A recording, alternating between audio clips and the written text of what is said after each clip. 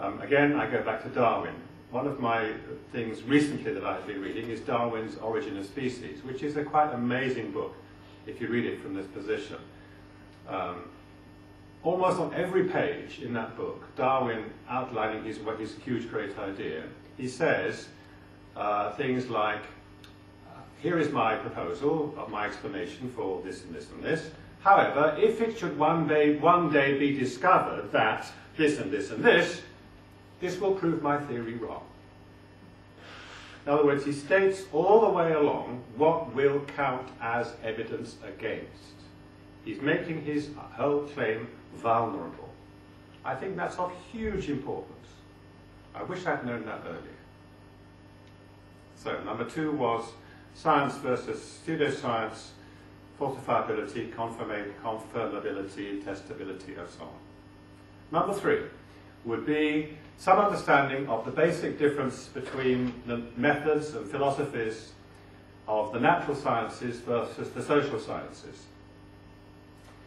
The aims of the natural sciences versus the aims of the social sciences. Prediction versus intelligibility as the aims of scientific research. Different interpretations of what it is to be rational. Different kinds of knowledge. What do they have in common? One of the curious aspects that different kinds of knowledge appear to have in common is that they reduce your sense of being puzzled, your sense of being surprised. But there are different formats, different arguments about the kind of knowledge we can arrive at through the social sciences versus the kind of knowledge we can arrive at through the natural sciences. Number 4, forms of logical argument. We all know the basics differences between induction and deduction, obviously. What are the limits of induction? The limits of for induction as a method of arguing. What are the kinds of syllogisms that you can use in deductive arguments? What is the role of abduction? Peirce is abduction. You can find out more details of this on the net, of course, all these things.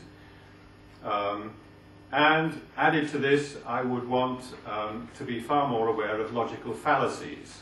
There are wonderful websites where you can get lists of logical fallacies.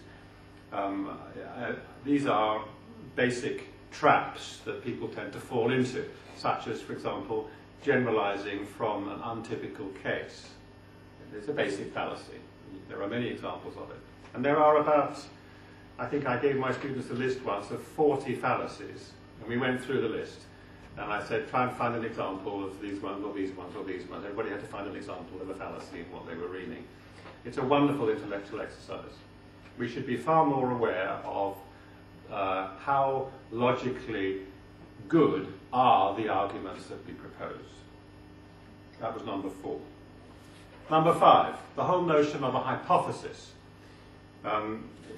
It seems to me here that there is a huge misunderstanding still about what a hypothesis is, listening to the presentations that we've had yesterday and today.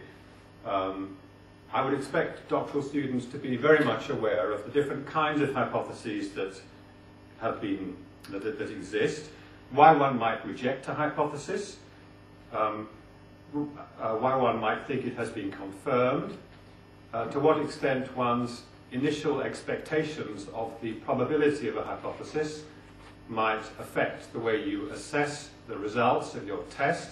This is Bayes' idea. To any of you who are into this in a bit further, there's a whole argument in using statistics about assessing probabilities of hypotheses.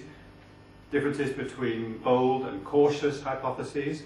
For example, I find that many of the proposals made by some of the students here propose a very cautious hypothesis. In other words, a hypothesis which we know probably is going to be true. We would be amazed if it was not true, if it didn't turn out to be supported by the evidence, shall I say. Okay? And then they do the test and they discover that yes, indeed we find this. And the net addition to our body of knowledge is very small, because it was pretty likely it was going to be supported anyway. students need to realise that if you have a very well-justified hypothesis, it's much more exciting to find that your evidence goes against it. If you have a very unusual hypothesis, a bold one, it's very interesting to find that you have support for it.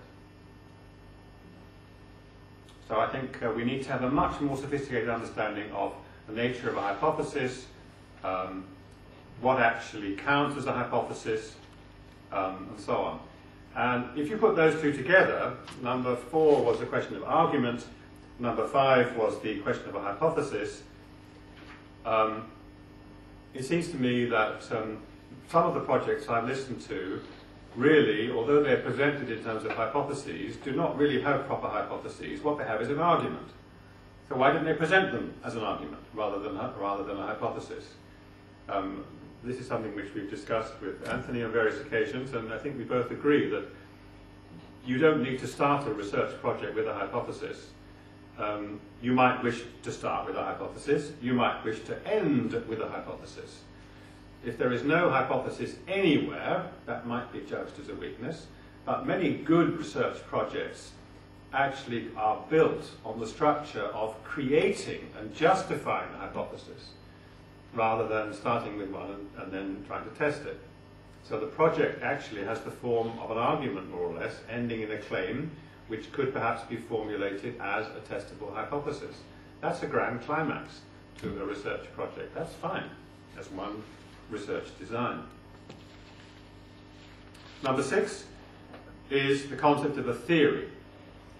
I would expect a sophisticated understanding of what actually a theory is, different kinds of theories, different definitions of what a theory is, idea of observation being theory-bound, the use of metaphors and analogies in the construction and rhetorical description of theories, and so on.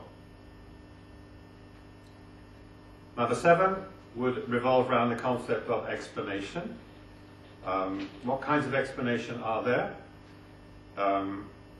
What does it mean to say that there is a law?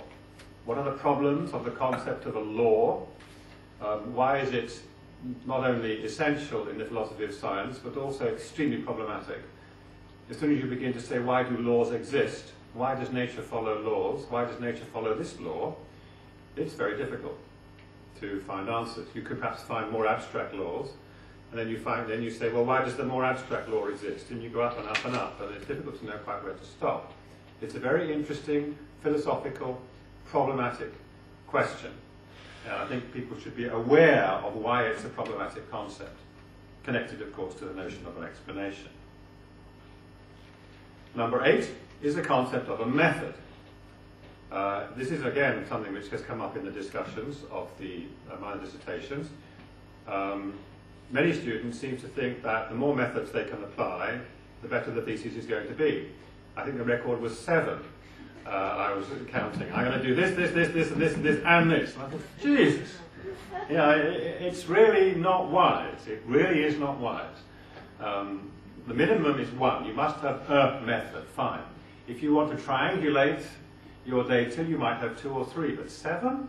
Come on, what is a method? I mean, it doesn't show any understanding of what it means to actually to use a method. So I think there should be some understanding, a better understanding of what a method is, quantitative versus qualitative, what's the hermeneutic method, what's the role of interpretation in any method, and so on. These are like 10 lectures, if you'd like. This would be the content of a lecture, or a chapter of a book or something. Maybe it's been my big retirement project, I don't know. You want to have it online, free, I know, for Benjamin. Yeah. Right. Okay.